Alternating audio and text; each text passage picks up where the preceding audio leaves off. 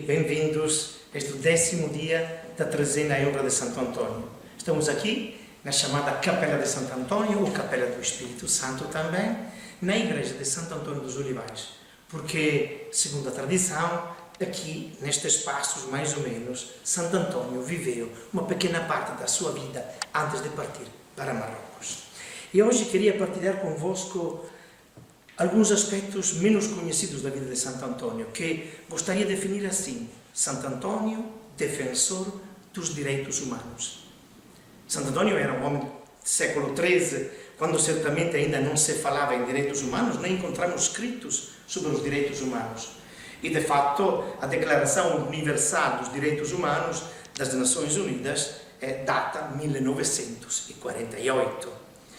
Contudo, o que nós hoje sentimos como exigências irrenunciáveis, também nos tempos passados existia. Na mente de todo ser humano existe a convicção de que a pessoa humana possui em si, pelo simples fato de existir, uma dignidade e um valor próprio que não pode ser manipulado ou subjugado por ninguém. E como é que Santo Antônio se relacionou com este aspecto da vida humana? Iremos descobrindo na vida de Santo Antônio, mas sobretudo nos sermões de Santo Antônio, nos sermões dominicais de Santo Antônio. Na biografia descobrimos que Antônio tem marcadamente, é um homem contemplativo. É suficiente pensar no seu primeiro momento, a primeira escolha é monge. Mas isto não o afastou do mundo, nem o afastou das dores e dos sofrimentos do povo. Ele entendeu muito bem que o amor de Deus cresce para passo com o amor ao próximo. Mas é sobretudo nos últimos 10 anos da sua vida, que viveu em Pádua, no norte da Itália, no sul da França, percorrendo milhares de quilómetros e pregando ao povo, sobretudo os mais simples, foi lá que Santo Antônio, pregando a paz, a liberdade, a justiça e o respeito para as pessoas humanas, demonstrou a sua paixão evangélica por Jesus Cristo e pelos homens. Mas eram sobretudo os explorados, pelos abusos do poder dos poderosos, pela ganância e avidez dos ricos e pela chaga da usura, o empréstimo com juros elevadíssimo que estrangulava as famílias. Estes eram os pobres que mereciam o seu afeto e solidariedade. Lê-se na vida assídua, a mais antiga, vida de Santo Antônio, que ele restabelecia a paz fraterna entre os desavindos, restituía a liberdade aos prisioneiros, fazia devolver o que tinha sido roubado com a usura ou a violência, libertava as prostitutas do sujo negócio e os ladrões famosos dos propósitos de roubar. Temos 2 exemplos na vida de Santo Antônio, junto das autoridades em defesa dos direitos dos mais fracos. Santo Antônio foi também um homem político, interveio diretamente junto das autoridades em favor dos últimos. A intervenção junto à municipalidade de Pádua para uma reforma do tratamento desumano dos devedores insolventes e a súplica ao conde Ezelino de Verona para obter, escutem bem, para obter a liberdade dos presos políticos. Estamos a falar do ano de 1230-35. 2 medidas estas revolucionárias para os tempos em que Antônio vivia, mas se calhar também para os nossos tempos.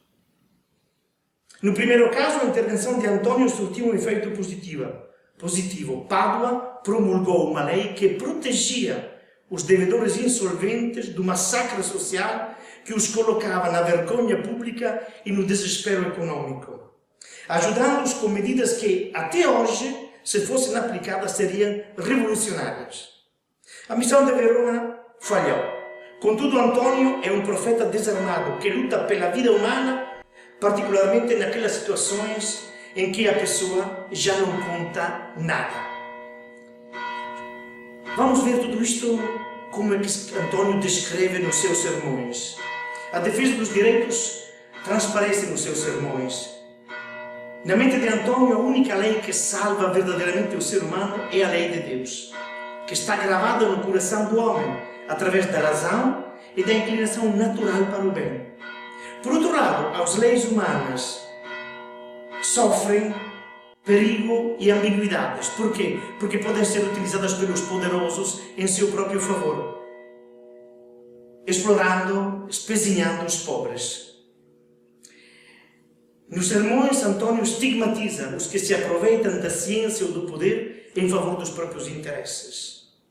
Os ricos e os poderosos de Santo Antônio, deste mundo roubam aos pobres os seus poucos haveres, ganhos com o sangue para sobreviverem.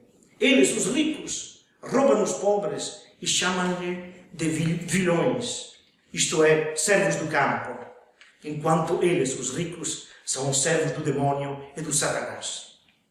Com o mesmo fogo profético, Antônio lança-se contra a degeneração de alguns clérigos, que se aproveitam do lugar que ocupam para se enriquecerem.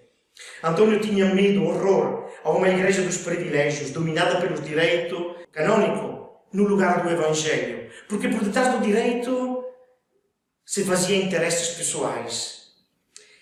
Por isso, tornava-se muitas vezes um juiz severo dos prelados e dos eclesiásticos. Usamos um pequeno passo dos sermões que até impressiona ouvi-lo hoje. Os clérigos gritam o dia na igreja, ladram como cães, mas não se compreendem a si próprios, nem compreendem os outros, porque têm o corpo na igreja, mas o coração está na praça. E apesar deles terem o ouro da ciência e da eloquência, não se envergonha de afundar este tesouro como uma porca no esterco da luxúria e da cobiça. Também muitos religiosos não procedem mais conforme a verdade do Evangelho, não vivem segundo os ensinamentos dos fundadores, mas conduzem uma vida depravada e falsa, cuidam mais dos seus próprios interesses do que os interesses de Cristo. Como podemos ver, Santo Antônio não era nada tão meigo e bonzinho como certas imagens o pintam, nem os seus discursos tão inócuos como uma certa literatura pretende mostrar. A grande intimidade que Santo Antônio tinha com Cristo pobre e crucificado levou o santo a gastar toda a sua vida, para infundir este mesmo sentido, esta mesma paixão, este mesmo amor no coração das pessoas e nas instituições e estruturas da vida familiar, social e política do seu tempo. Antônio tornou-se verdadeiramente um autêntico revelador e defensor dos direitos humanos. E hoje, com certeza, podemos dizer que Santo Antônio tem um digno sucessor, um homem que leva para a frente o mesmo discurso com a mesma força. E este homem tem um nome, é o Papa Francisco. Querido Santo Antônio, tu que sempre te preocupaste com os últimos, os explorados, os pobres, os presos, as viúvas, as crianças, tu que defendestes os direitos de todas as pessoas perante a arrogância dos prepotentes. Olha para nós hoje, para os nossos pobres, os indefesos, os sem trabalho, os sem abrigo, os que tudo perderam. Ó glorioso Santo Antônio, ilumina as nossas mentes, os nossos corações, faz que o teu exemplo nos leve a sermos nós, hoje, os que promovem a justiça e a paz, os que lutam pelos direitos humanos, os que não têm medo de perderem algo, para que todos possam ter alguma coisa.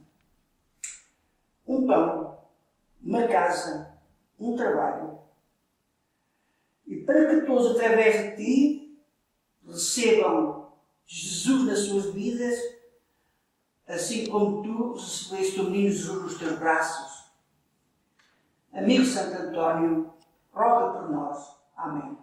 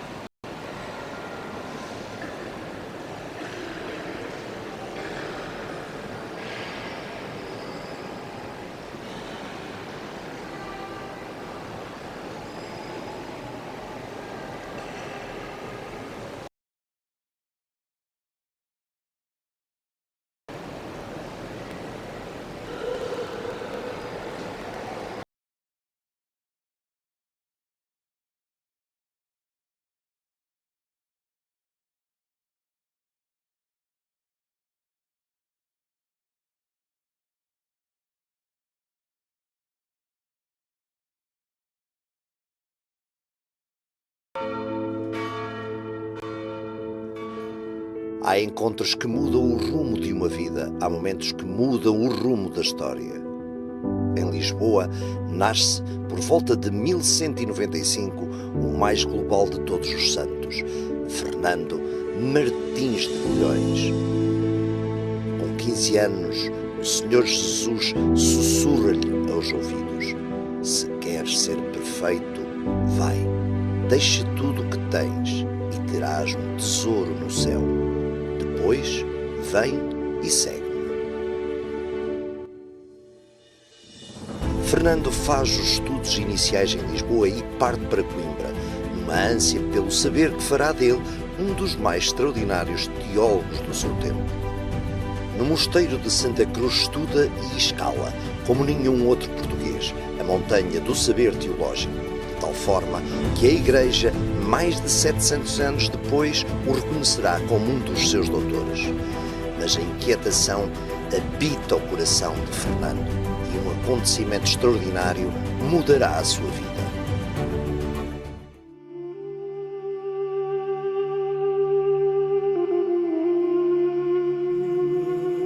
Em janeiro de 1220, os frades franciscanos Berardo, Otão, Pedro, Acurso e Adjuto, enviados por São Francisco de Assis a evangelizar o norte de África, sofrem um violento martírio. Derramam seu sangue por Cristo em terras de Marrocos. Nesse mesmo ano, as relíquias dos seus corpos chegam ao mosteiro de Santa Cruz.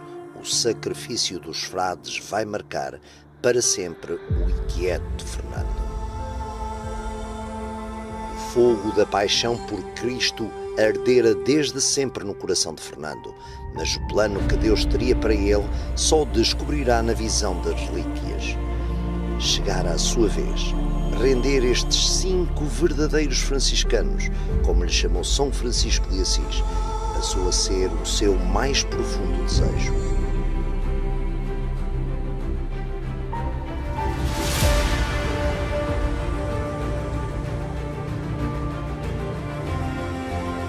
Os livros de Santa Cruz não lhe bastavam.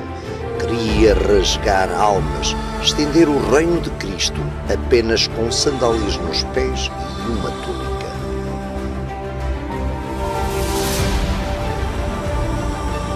Fernando torna-se António e é como franciscano que parte de Coimbra para o mundo, numa missão que o tornará um dos santos mais notáveis da cristandade. Em vez dos caminhos de Marrocos, António percorre os caminhos de Itália e de França, tornando-se o grande evangelizador da sociedade do seu tempo.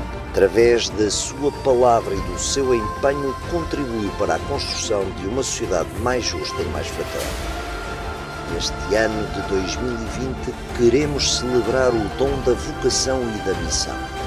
Celebramos o jovem António, seduzido pelo exemplo dos mártires de Marrocos. Este jubileu de 2020, celebrado em Coimbra, quer ser uma porta aberta para que todos possam redescobrir a alegria do Evangelho que enche o coração e a vida daqueles que se encontram com Jesus.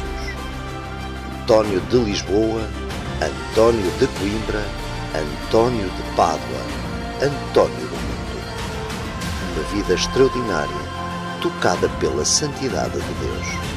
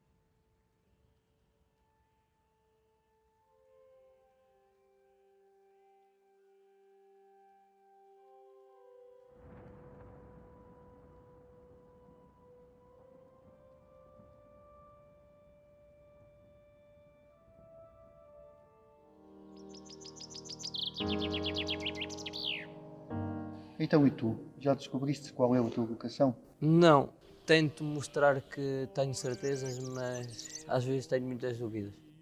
Então, e nunca pensaste participar no Grupo São Damião? Grupo São Damião? O que é isso? O Grupo São Damião é um grupo de rapazes que se encontram acompanhados pelos frades e principalmente pelo padre espiritual, vão tentando descobrir o que é que o Senhor quer deles.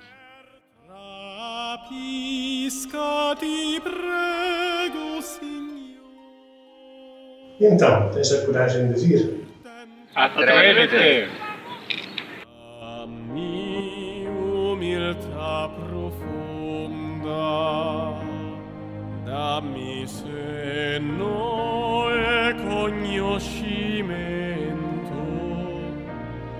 che io possa sempre servire